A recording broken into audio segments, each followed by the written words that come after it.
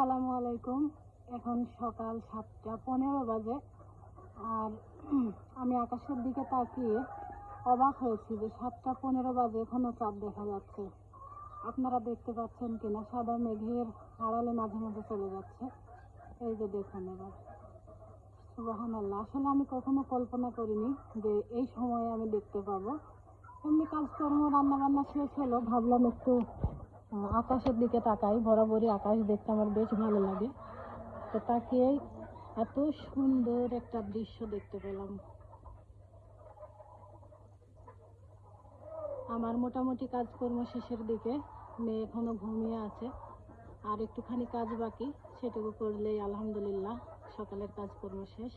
এই তো মেঘের ভিতরে আবার চলে গেল, মেঘে ঢাকা পড়ে গেল।